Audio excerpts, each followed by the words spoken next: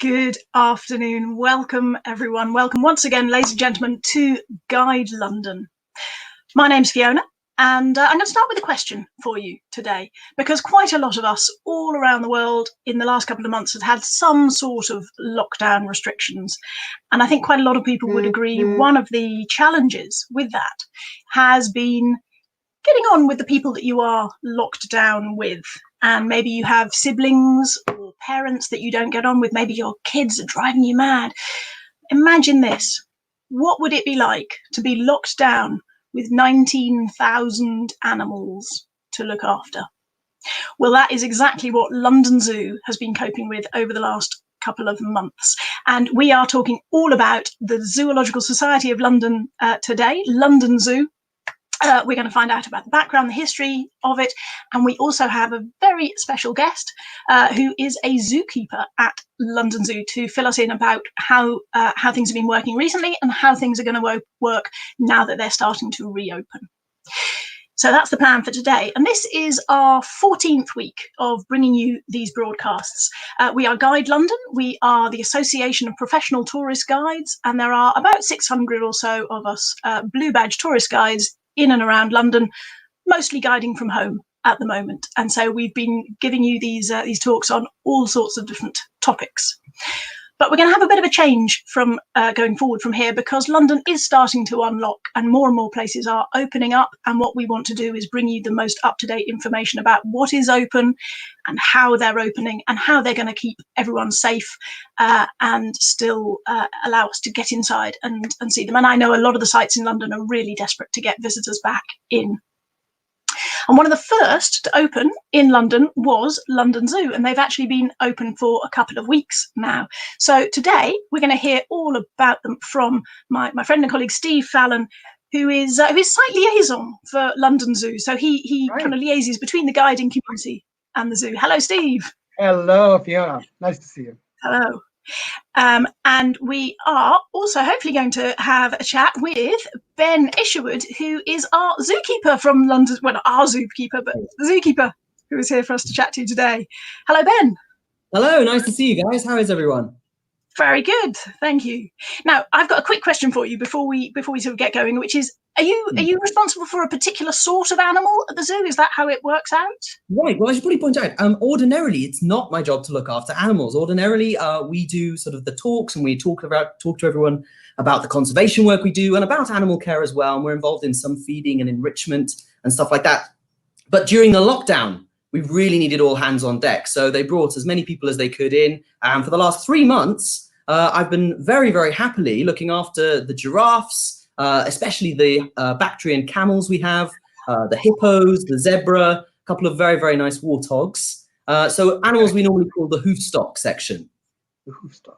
Excellent. So, yeah. I love a camel, I have to say. So I feel camels are very underrepresented. Everybody loves giraffes, and rightly so. But I think camels need a bit more of a bit more of a PR campampign, because let's bring up the camels. I love the camels. I work with the camels. So Noemi and Genghis are Bactrian camels. I'm a big supporter of those two, so I can tell you all about them. I love them. Excellent. I'm very much looking forward to this later on. We are going to start with Steve, who's going to give us the background, the history, the context, and then we will bring Ben back in so we can have a chat. And remember, we do love to hear from you wherever you're watching around the world. Let us know, and lots of comments and questions. This is your chance to put questions to Ben, who has been locked down inside London Zoo. So hopefully lots of comments there. So I will leave you to it. So let us we will get rid of Ben for now, and I will go. And Steve. Hello, one and all, and welcome to Guide London Live. As you heard and you see, my name is Steve Fallon, one of the 600 accredited blue badge tourist guides here in London. I'm also the site liaison for the London Zoo, and I'm very happy to tell you that ZSL London Zoo has been open to visitors since June the 15th, after 3 months lockdown. It was the first of London's major attractions to open up. And from tomorrow, July 4th, many restaurants and pubs will open up here in London, and museums will follow suit over the coming weeks. So there you go. There's another reason to celebrate the 4th of July. Of course, social distancing and other rules, such as wearing protective face coverings, have been introduced at many venues, One-way systems, including at the zoo, have been put in place, and not all toilets will be available at certain venues, so do plan ahead. Now today, before we ask Ben, the zookeeper, a few questions, I'm going to take you around the zoo on a little tour I did last week on a very warm afternoon. Later, we'll talk to Ben and ask him a few questions about what it was like to live, to work, and to sleep in the zoo with all those animals. But first, a little bit of the backstory, how and when the zoo came about, its philosophy, and where it's heading after all this is a thing of the past. Now, the London Zoo opened in 1828 on the northern edge of Regent's Park and is thus the world's oldest existing zoo. It was founded by the Zoological Society of London, thus the Z or ZSL in its full name, and from where the word zoo actually comes from. The ZSL had been set up a couple of years before by two men, Sir Stamford Raffles, seen in the slide here, of Singapore fame, founder of Singapore, and the Cornish scientist and Royal Society secretary, Sir Humphrey Davy. At first, the zoo was intended to be used as a collection for scientific study and open to just fellows of the society. Members of the public were allowed to visit, but only if they had a written, quote unquote, order from a fellow and paid 1 shilling. Now, at face value nowadays, 1 shilling is the equivalent of 5 pence, which doesn't sound like a lot of money. But in 1828, a shilling had the buying power of 30 pounds. So it was a bit of money to be spending in those times.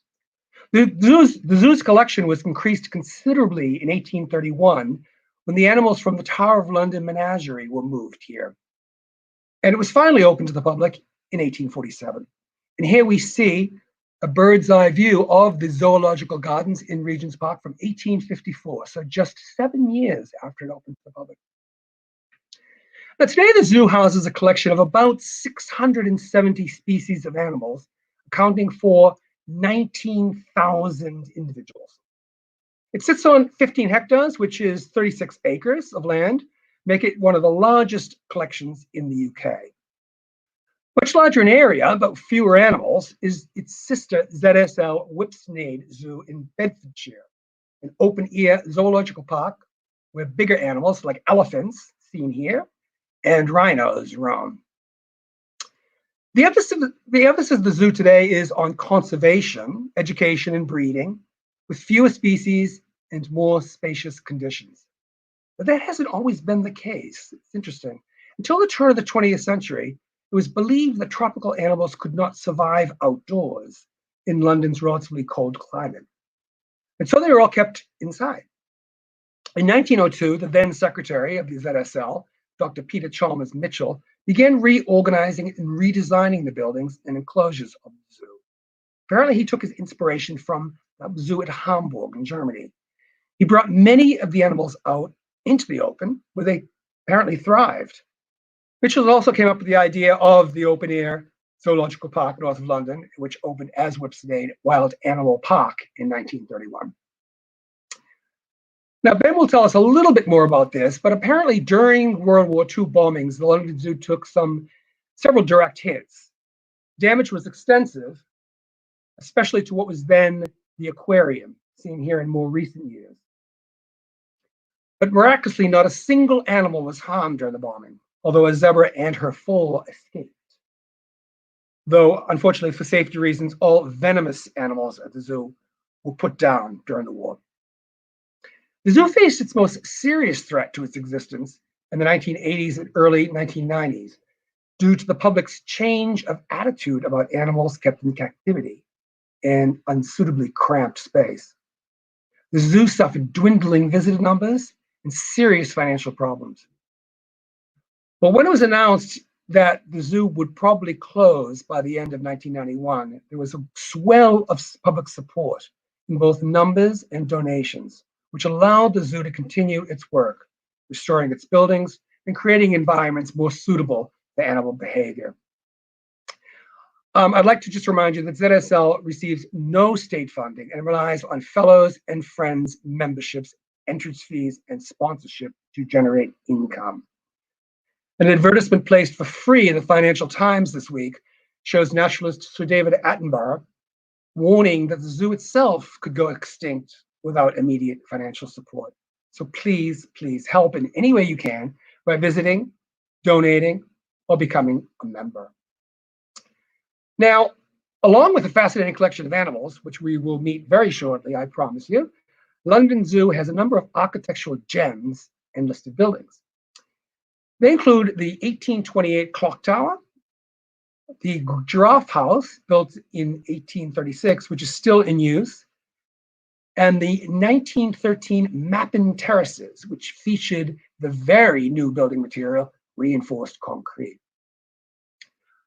But our favorite, the Sublime Penguin Pool, was designed in 1934 by modernist architect Bertolt Lubetkin. The penguins were moved out of this listed structure about 15 years ago, though, because it's no longer considered environmentally suitable for them.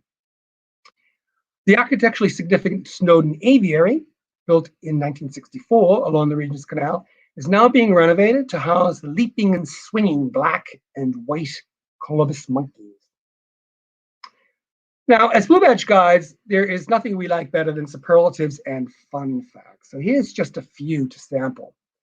Along with being able to claim the title of the world's first scientific zoo, ZSL London Zoo exhibited chimpanzees for the first time in 1835. It opened the first reptile house in 1849. It introduced to the public Obèche, seen here in the slide, the first hippo in Europe in 1850, contemporary photograph, as well as Jumbo, the first African elephant in England in 1865. It also opened the first public aquarium in 1853, the first insect house in 1881, and the first children's zoo in 1938. Very significantly, it also named the first woman zoo curator as early as 1916, that would be even before the vote, and entered into the first international cooperative breeding program when it lent a female oryx, which is a type of antelope, to a zoo in Phoenix, Arizona. Today, it participates in breeding programs for over 130 species of animals. Now we're actually going to take a little tour of the zoo to see who actually lives here. Now, when planning a tour in real time, please remember the tickets must be booked online. Many enclosures and walkthroughs remain closed, although that may change very soon. And there are 3 one-way routes: pink, orange, and blue route in operation. All converge on Central Berkeley Square, just in front of the main zoo shop, of course. Now, the pink route leads under a tunnel built in 1830 to the Regent's Canal and into Africa, where you'll find some of the zoo's largest mammals, including giraffes. Here's one, very, very, very, very faithful to the NHS, and zebras. The punt-sized pygmy hippo, isn't he or she cute? And the beauty queen warthog. Also here are meerkats and otters with their 2 recently born pups. Now, when the zoo fully opens, and we hope soon, you'll also be able to visit the nearby rainforest life walkthrough, where South African sloths, monkeys, and birds mingle freely with visitors. There's also a fascinating darkened area called Nightlife, which houses intriguing nocturnal animals such as slender lorises, Malagasy giant rats, Indian flying foxes, and blind cavefish. The Inn with the Lemurs enclosure has the playful ring-tailed critters coming within touching distance. Now, the orange route leads to the Land of the Lions, a 2,500 square meter enclosure that recreates the environment of Gir Forest National Park in Gujarat State in Western India. This is where the last Asiatic lions live in the wild. Now, there are 4 of such lions at the zoo, including this very sleepy-looking lioness, as well as a troop of Hanuman langur monkeys. Another popular destination, or attraction, I should say, on the orange route is Penguin Beach, one of the zoo's major bee breeding programs.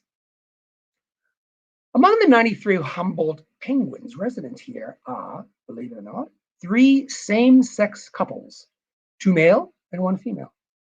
One of the male ones, Ronnie and Reggie, hooked up in 2014 and famously adopted an abandoned egg. They tended it until the chick, called Chiton, fledged the nest.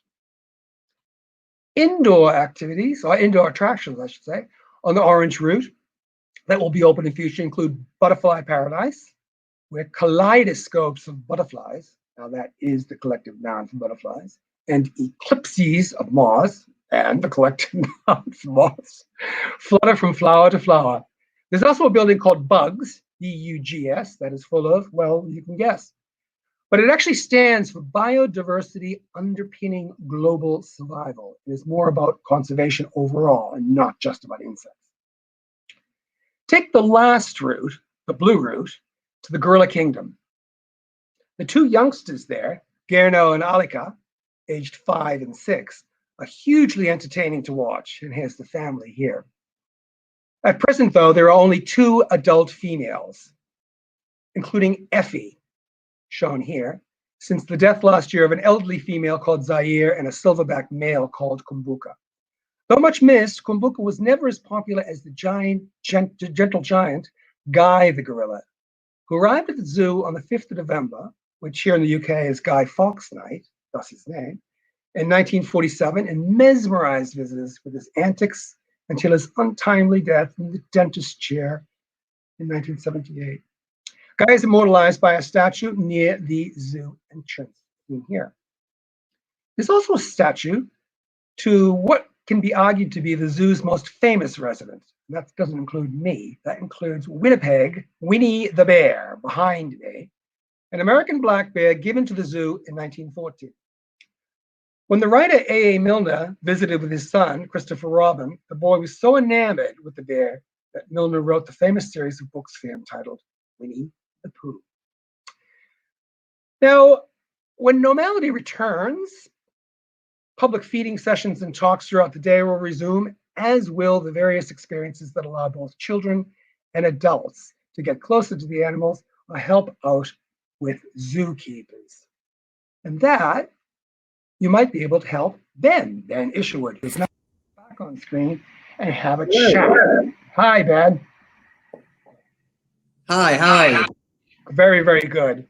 Now, tell me something, Ben. You spent the 3 months at the zoo, working, sleeping, eating with the animals. What was it like during lockdown? I mean, what was the routine like?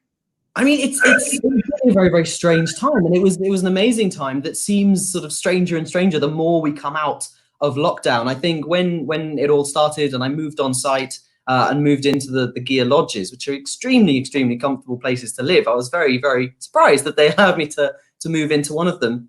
The routine starts very early. A keeper's day is an early start. Obviously, the animals are up very, very early, so it's basically you've got to be there ready to go with pretty much anything by 8 a.m. And you carry on until, well, it depends through the year. So in the winter, where basically by the time the zoo gets dark, you need to make sure everything's ready for the next day. So the morning routine is a lot of cleaning up, as you can imagine. The animals do produce an enormous amount of poo, and that does need to be swept up and moved off twice a day, once in the morning, and then all of their food and enrichment, which is a huge part of their day as well. So making sure they've got loads to do and different ways of accessing their food and exercising the different muscles that they have, and basically trying to bring out nice wild behaviors. It's a really big part of what we do here. Okay. But yeah, living here was utterly bizarre, and particularly living in Land of the Lions, because I don't know how much you guys know about lions, but they wake up very early. Lions wake up really early, and Banu, particularly our male Asiatic lion, he wakes up about 4:30 in the morning. And I have to admit, even now I've come out of the zoo and I'm living back out of the zoo, I'm still waking up at sort of 4:30 in the morning, because he would wake up, he'd let off a big roar that would get the flamingos going, which live right behind the hut, and then the flamingos would get the macaws going, and it just started this whole zoo cacophony. And then I'd have to have a nap at a sort of 7:30 quickly before I ran down to work quickly in the morning. Because you were actually staying at the Gear Lion Lodge, which is where people can stay overnight, can't they, at the zoo? Yeah, absolutely. And hopefully we're going to get those lodges back up and ready to go next week or the week after. We're trying the best we can to sort of make them all ready and ready to get people back in, because it's an amazing experience. I mean, how often can you imagine, spending the night just feet from a lion? Quite often there's these little verandas outside each of the chalets, and I'd sit there and have my dinner every night there, which was lovely, because right in front of me I would see a lion just sort of wander past. It's a very, very strange thing to describe. So I really would recommend coming down and having a look at that experience. And the experience, as I understand it, before we went into lockdown, you get a nice little evening meal, you get an evening tour, so you get to see the zoo when no one else does, because the zoo is closed at nighttime. People do not see it. But you get to go around with special torches and have a look at and get some really interesting insights from a part of the zoo that people don't normally get to see. We've read, and well, in fact, you told me when I bumped into you at the zoo, we've read that some of the animals actually missed visitors during the lockdown. Yeah, is that true? And also, how did you tell? How could you tell that they missed us? Yeah, it's a bizarre thing. It sounds so counterintuitive, doesn't it? But we actually realized this back in the war. The last time the zoo actually closed was during the Blitz, and Chamberlain ordered that the zoo be closed for about 10 or 11 days. But we actually had to change it back then, because the keepers on site noticed that particularly the primates, they missed having that part of their routine. And the way someone explained it to me, which made some sense, imagine you woke up one day and there were no people and there was no traffic, and you had no explanation as to why, because of course you can't send an email to the animals explaining why there aren't going to be people. So they just woke up one morning and suddenly there's nothing around. Now, any big change like that, and that is a really big change, going from having people as part of your routine every day to suddenly having nothing or almost nothing, that's a really big change. And big changes like that, animals tend to take a bit of time to acclimatize to. And of course, that's something we had to take into consideration on reopening the zoo. Partly why we have our low numbers, so we can build them up nice and slowly over this big break they've had. I think it's 86 days in total. So we've actually got a huge survey going on the ground now. There's people all over the place. We have an enormous and amazingly dedicated volunteer team who are all out with our animal managers and animal welfare officers, recording the behavior of all the animals at different times of the day. So all of that data will be absolutely incredible, because this is unprecedented. So that data is going to be really, really interesting to see. Now, I mean, this is probably a bit unfair, but I mean, we know one shouldn't have favorites among their children. But is there any one animal or species you prefer? I mean, is there and why would that be, if so? Okay, well, that's very naughty of you. That's a very controversial question. I feel like I'm definitely not supposed to have favorites. I'll admit it, my loyalties do change now and then, but the animal I worked most with over the 3 months, who I've never worked with before, were the Bactrian camels. Now, everybody loves giraffes, but Bactrian camels are basically the second heaviest animal in the zoo. They're big, big animals. The giraffes are weighing in at sort of 950 kilos. These guys are coming in at 750, 800. They're big animals, almost as big as a giraffe, almost as heavy as a giraffe. But they have the biggest personalities you can possibly imagine. We have two. We have Genghis and Noemi, and they are, as you might imagine with camels, our pair of resident grumps. They don't like other animals. You'll quite often see them having a little tantrum with the pigeons, just out of pure spite. But they happen to get on with each other. I don't think they particularly like many other people, except one guy, their sort of camel whisperer, Mick, and he's able to actually bring them out and walk them around the zoo with people around. So he has quite an amazing connection with them, but they have the biggest personalities, and they will really let you know how they feel. You have to keep a close eye on them when you're working around them. All right, cool. Now, I mean, tell us about what is ahead of us. What are you looking forward to post lockdown at the zoo, and what does the zoo plan? Okay, well, as you know, we actually reopened down on the gates a couple of Mondays ago, and that was just the strangest thing in the world. I've never felt so much excitement, because we've been here, we've been locked down, we've been with the animals, and we get very used to that. And then the idea of having people back in the zoo. So that was an amazing reopen, and the reaction and the support that we've had from people, members, patrons, fellows, first-time visitors. brand new baby visitors who were born during lockdown. We've had people coming in, members who've been members for decades and decades. The support has been absolutely astounding and really, really heartwarming. So that's been really, really wonderful. Tomorrow is actually a really exciting day. I'm glad you sort of brought that up, because tomorrow, as I spoke to you last week, we had to be very careful about the one-way system we've implemented and the routes which have gone down a treat. We weren't really sure how people would react to a one-way system, but we have members who've been thousands of times before who found parts of the zoo that they've never seen. I couldn't believe that that could happen, but it did. You know, people found parts of the zoo they've never seen before. Yeah, and so, but tomorrow we're actually going to be opening up all of the indoor exhibits, or almost all of the indoor exhibits. Things like the walk-through squirrel monkeys, that will remain closed, and the walk-through lemurs temporarily will remain closed, and one or two places like that. But the big bird safari, Blackburn bird safari, is going to be open, so you can actually go in. The birds are going to be flying around. As you mentioned earlier, the rainforest is definitely a favorite of people. So you get to go in, be around the sloths, the tamarins, the titi monkeys, the tortoises, the tamanduas. The tamanduas are everyone's favorite. Everyone loves the tamanduas. They're the weirdest, most ridiculous creatures in the world. But they're absolutely brilliant. They're tree climbing anteaters, for people who don't know. And they, again, are just the most wonderful things. And I know this sounds like a very strange thing to keep an eye out for, but if you've ever seen an anteater yawn, you'll know why I'm pointing it out. If you haven't, Google it, because they're not able to open their mouths. They've got these great big elongated mouths with a teeny tiny little mouth at the end. And the only indication that they're yawning is that this great big 30-centimeter tongue comes out and lassoons around in the air, sending saliva all over the place. And of course, a warning for anyone who goes in the rainforest, make sure you know what's above you. And if you do look up, keep your mouth closed, because that wouldn't be a great thing. But actually, because of the restrictions, and particularly because that's a very humid location, we are going to make sure that people are wearing face coverings when they go in there.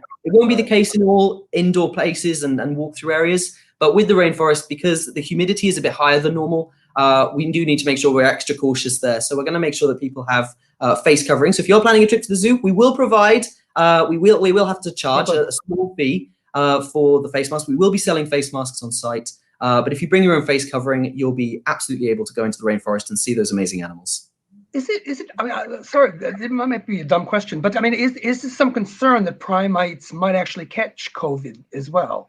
There is a lot of sort of discussion about that ongoing, and I'm probably not the best person to talk to about that specifically. But there's a huge amount of work being done with all the zoos we're in partnership with. So we partner up with zoos of a certain reputation and standard in all kinds of places. And we work particularly with BIAZA, which is the British and Irish Association of Zoos and Aquaria. And it's I don't know how to describe it really. It's a sort of standards body. It works across all the different zoos, coordinates research and work and promotion and things like that.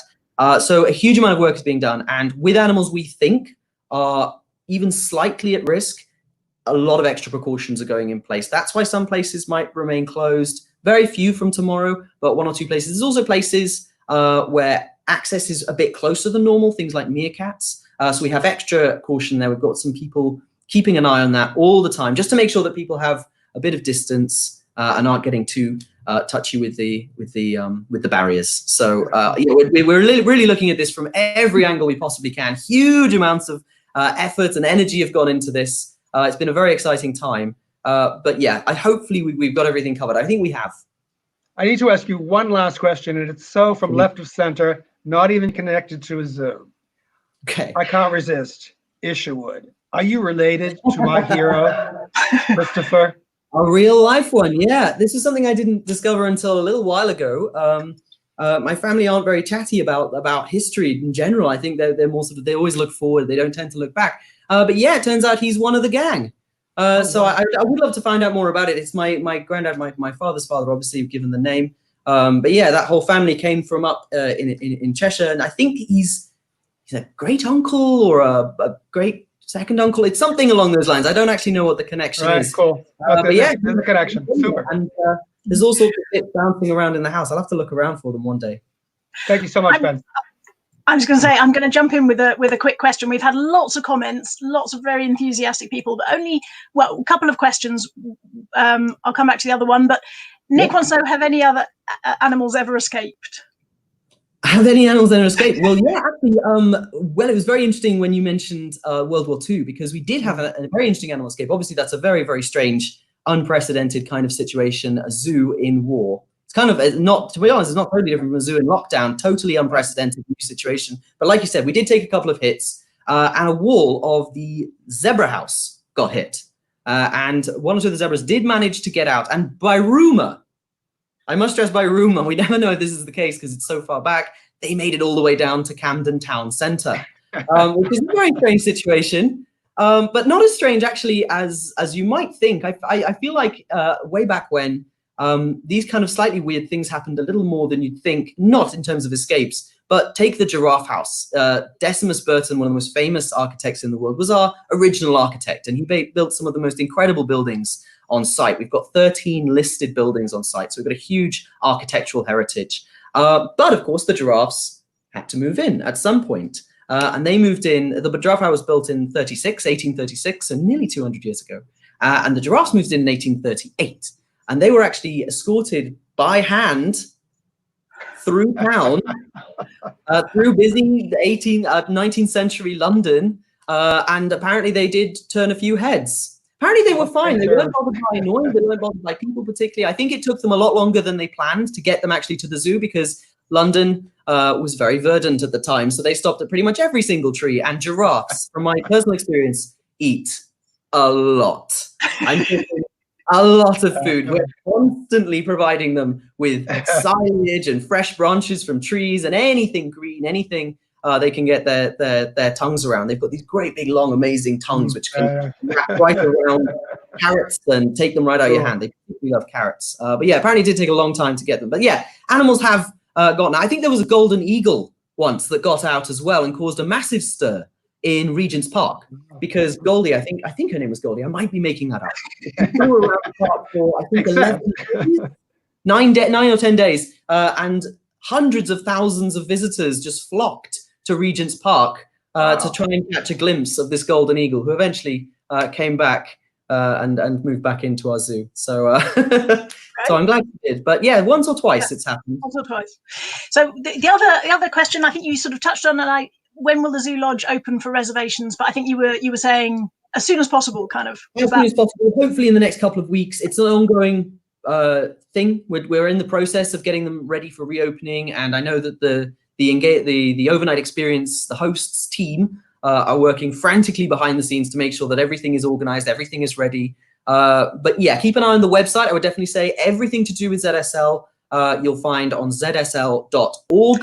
We're updating that every single day to try and make sure everyone is up to date as we can. And there it is. And there it is. Very good. Thank you. And not to mention, if you look at the COVID prevention section, you'll see Ben in full flight. Stage and screen. Showing you how to wash your hands and all the different stations we've got. And of course, they'll show you the one-way routes and the different paths and how to navigate your way around the zoo. So yeah, I think it's all pretty clearly put out there. If you do have any questions, of course, we're right there at the gate waiting to answer them. And we've got supporter services as well. So feel free to give them a call. Super. Perfect. And there's been lots of comments in the last couple of minutes just saying, oh, this has been so great. Thank you to Ben. Really fabulously enthusiastic. I want to come. So, yeah, I'm sure that will be. It's so nice. Thank you so much for tuning in, everyone. It's lovely. Everyone, I'm just so excited to have people back in the zoo. As I was saying to you earlier, I obviously am quite a chatty guy. And as much as I love the animals are fantastic. Conversation does not flow very naturally with them. It's been perhaps a slightly quieter time for me. So the more conversation I can have, the better. So thank you for having me on today. And anyone who wants to come and see us, please, please, please do. And don't hesitate to talk to us. We've got people stationed all around the zoo now just to chat and to help with directions, because I know this is all very new. But yeah, we're ready to take anyone in. So please, please come along. Thanks again. Excellent. So thank you. It's been fabulous having you, and we're going to let you go to head off to important stuff. So, okay, well, thank you so much again, guys. Hopefully I'll see you again soon. Thank you. Bye-bye. There we go. Wow. So that was Ben. That was London Zoo. And there was a bit of love for camels coming up on the comments as well, which I heartily approve of. That's I was going to say that's it for kind of nearly end of this week. And as I mentioned at the beginning, 14 weeks we've been broadcasting now. In the course of those 14 weeks, you've seen about 60 of the Blue Badge guides on camera. So that's just the tip of the iceberg, because there's about 600 of us here in London. So plenty more of us to show you around when you can come back to London. But I want to say at this moment, just a big thank you to the people who have been behind this project and maybe not on camera and not seen. And there's been plenty of guides working really hard, and some non-guides, and you know who you are, and you've been doing fabulous work. Thank you. And it's been a really lovely thing to be able to do this over the last couple of months. And in fact, so it's 3.5 months, and we reckon 140,000 people have watched these films over that time, which I think is a staggering thing. But we are not leaving you in the lurch. Oh no, not at all. Because, as I was saying at the beginning, what we want to do from now on is focus more on what is open and what you can do and what sites are doing to be open. And hopefully that means we're going to go out on the streets a bit more, and we're going to start doing a few live broadcasts from places in central London. So we are going to be doing broadcasts on a Wednesday. But if you are stuck for things to do on a Monday or a Friday, then there are a couple of suggestions I've got for you. And no surprise, they both start on the Guide London website, because on there you can book. You could, as we unlock more and more, we're getting to the point where you might be able to start booking an actual live physical tour if you're a small group of people, or you can book one of the virtual tours that we've been talking about quite a bit in the last couple of weeks. And a lot of guides are getting quite busy and up and ready with virtual tours, so that's something we're going to keep going with very much. But if you want something immediate for next Monday at 4 o'clock when you realise we're not here, then what I'm going to suggest is you click on the Guide London website and have a look at the blog page, because there are lots of fabulous things to read on there, including the most recent one here, all about Selfridges, the department store, which is reopening. Scroll down through the various blog posts and you'll find a series that are view from my window, view from my roof, and they were written by Steve. And they are fabulous. And one of the reasons I like them is because they make lots of connections, and I think really beautifully illustrate why guides are such a fantastic addition to a visit, because we can, obviously we do the practical stuff, we know what's open when and timing and things, but we'll also show you things that you might not see on your own and make sense of what you are seeing. So we'll draw out the connections and the affinities and the associations and hopefully give you a much richer experience. And I think if you read Steve's blog posts, you'll just be thinking, well, of course I want this guy and these eyes to accompany me around London and show me his adopted town of London. So have a little read of the blogs. There's lots more as well. Steve's done quite a few, but there's plenty of other ones as well. And we will see you on Wednesday. So Wednesday afternoon, it's going to be Pepe.